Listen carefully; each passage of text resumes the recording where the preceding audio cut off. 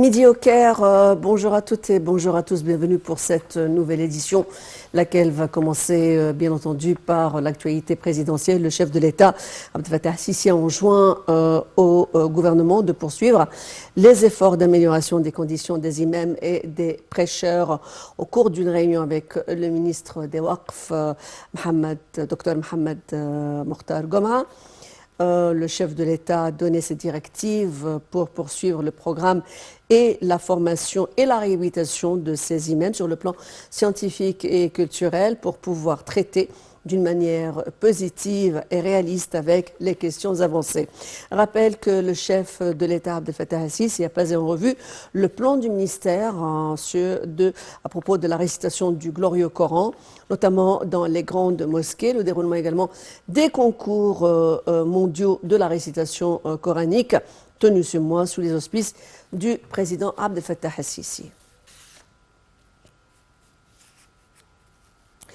Et on enchaîne toujours aujourd'hui, c'est la date de la clôture de ce grand événement qui a pour importance de mettre le glorieux Coran sur, bien entendu, qui devient la une de, bien entendu, de la rénovation et de l'intérêt qu'accorde l'Égypte à la lecture du Coran et aussi aux prêcheurs et prédicateurs islamique. Il s'agit donc du 29e concours mondial de la récitation du glorieux Coran sous les auspices du président Abdel Fattah al-Sisi qui prend fin ce soir. Il s'est tenu à partir du 4 et jusqu'au 8 février. 11 concurrents venus d'environ 58 pays, dont 33 pays africains participant pour la première fois dans ce concours. Rappelle également qu'à l'ouverture du concours, le ministre des Waqf, Dr Mohamed Mokhtar Goma, a remercié le chef de l'État d'avoir parrainé le concours et d'avoir augmenté le montant des récompenses pour atteindre plus de 2 millions de livres égyptiens. Dr Goma a décrit cette compétition comme un festival coranique unique, propre à l'Égypte. Pour discuter de l'importance de ce 29e concours mondial de la récitation du glorieux Coran, dont les prix attribués se situent dans 8 sections différentes de la lecture coranique. Nous avons le plaisir de recevoir au bout du fil Dr Magda Amer, qui est professeure de Sharia à la Sharia islamique à l'Université de l'Azhar, mais également prédicatrice en islam. Bonjour, docteur Magda Amer. Bonjour, bonjour à tout le monde. Pouvez-vous un petit peu nous parler aujourd'hui, c'est la cérémonie de clôture, c'est le 29e concours de la lecture du glorieux Coran sous les auspices du chef de l'État, l'importance et pour les prix qui ont été attribués, je pense que l'Égypte a reçu la première place dans quelques sections de ces 8 diverses partitions de ce concours. Eh bien, il faut vraiment encourager de tels concours, car c'est ce que le prophète sallallahu alayhi wa sallam, il a incité à mémoriser le Coran. Et, subhanallah, celui qui mémorise le Coran, il est privilégié sur les autres. Allah élève les serviteurs grâce au Coran, subhanallah. Leur rang est plus élevé au jour de jugement, et on dira à celui qui aura mémorisé le Coran, récite comme tu le faisais dans la vie d'ici-bas. Ainsi, le rang de celui qui a mémorisé le Coran est parmi les honorables et les anges, et il sera doté d'une couronne d'honneur le jour de jugement, et il sera vraiment distingué parmi les autres. Même ses parents, ils recevront une récompense, subhanallah. Ainsi, le Coran, il intercédera en faveur de celui qui le récite régulièrement et qui le mémorise. Et surtout, il ne faut pas l'abandonner, car le fait de l'abandonner, on peut l'oublier facilement, quoi. Ainsi, le prophète, il incitait à vraiment lire le Coran régulièrement et l'apprendre par cœur et tout, et le réciter pendant la prière. Et aussi, Allah, dans le hadith, le prophète sallallahu alayhi wa sallam, il dit, le meilleur d'entre vous, c'est celui qui a étudié et celui qui a enseigné aussi. non seulement il faut l'apprendre, mais il faut l'enseigner aux autres. Et on a un hadith qui dit que le jeune dira à celui à Allah, il dira, je l'ai empêché de manger. Et le Coran, il va dire que je l'ai empêché de dormir. Ainsi, on a l'intercession du Coran auprès de le serviteur. Il y a aussi un autre hadith qui cite que ne faites pas votre maison de cimetière. Se dit que si on lit pas le Coran, notre maison devient comme des cimetières et que Satan, il fuit des maisons dans lesquelles on récite le Coran. Ceci dit que tous les membres de la famille doivent apprendre le Coran, même si on est très jeune. Oui. Il faut commencer même à 3 ans, très jeune, et ainsi c'est plus facile de mémoriser. Oui. Alors, d'où l'importance de la récitation du Coran, qui occupe une place privilégiée aussi dans la politique du gouvernement. Le chef de l'État a tenu également à enjoindre, à donner des directives pour l'amélioration aussi du statut des prédicateurs, des imams. Pouvez-vous un petit peu nous parler de ces efforts? Évidemment, le chef d'État, il est récompensé ainsi parce que le prophète sallallahu alayhi wa sallam, il a dit celui qui incite pour des bonnes œuvres, il a le même mérite que celui qui l'accomplit. Et par conséquent, évidemment, un chef d'État ainsi, c'est-à-dire que on sait que le Coran, c'est une lumière sur terre et ça dirige vers le chemin de droiture. Et par conséquent, un acte pareil par le chef d'État et par les gens qui sont aussi dans le même domaine, et ils seront récompensés dans le fait qu'ils dirigent toute la nouvelle génération vers le chemin de droiture. Et ça, ça peut être répercuté sur les valeurs morales. Ils vont adhérer aux valeurs morales qui sont instruites par le Coran. Et ça veut dire que ça, c'est pour le bonheur de toute la société et tout le pays en général. Alors, docteur Megda, on parle d'une 29e édition. Cette édition 2023 a été la meilleure, étant donné que l'intérêt se focalise sur l'importance et la place qu'occupe la récitation coranique comme, je veux dire, en l'ancrant dans je veux dire, l'enseignement familial ou que ce soit individuel pour les jeunes ou pour les grands, même pour les communautés qui viennent de l'étranger. Donc, l'importance de la récitation du Coran dans la fortification de la conviction de la charia islamique. Oui, le fait de réciter de plusieurs fois le même verset, ceci implique que la personne qui apprend, elle va implémenter toutes les instructions coraniques. Il va jamais violer les interdits.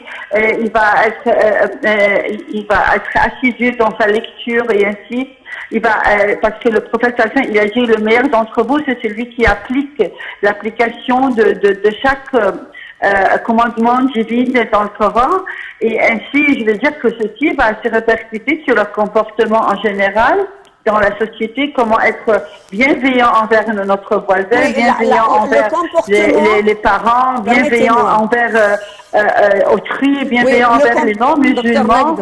Et ça, oui. Le comportement, mais aussi la foi. Parlez-nous un petit peu de comment ça se répercute sur la foi. Mais évidemment, si on renforce la foi, ça c'est évident, et on ressent vraiment que la lumière divine,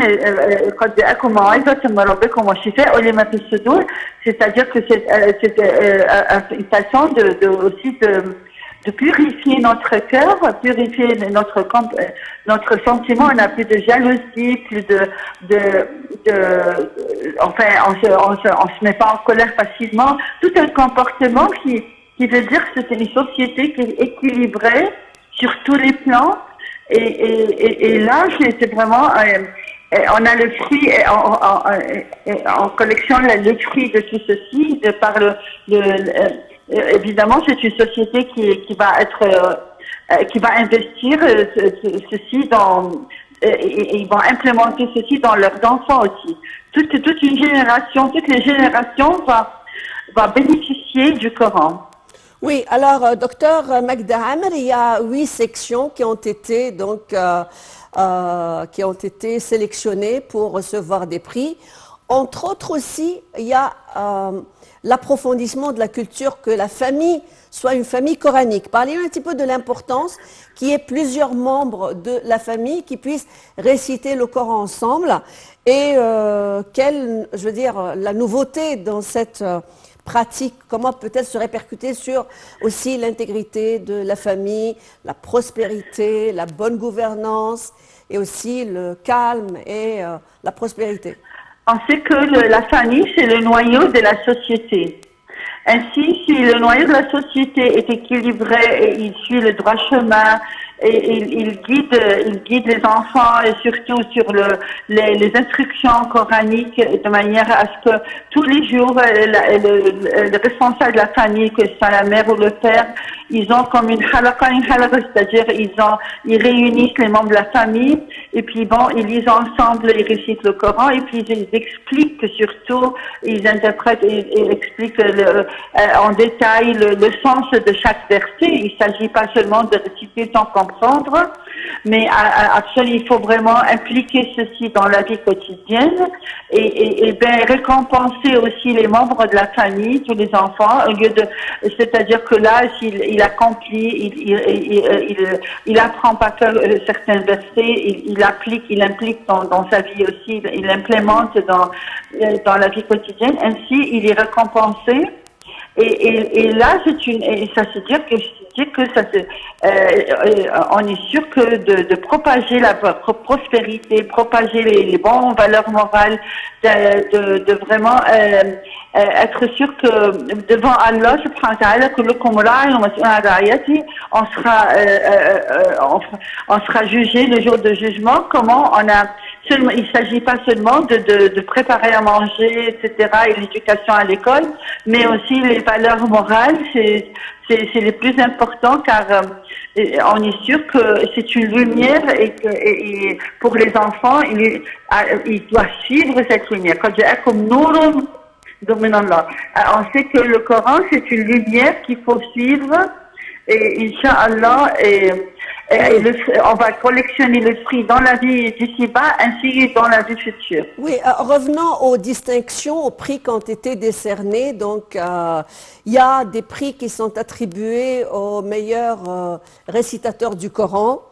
Je pense que c'est l'Égypte qui a remporté le premier prix. Il y a aussi celui qui concerne les handicapés, ceux qui concernent les étrangers.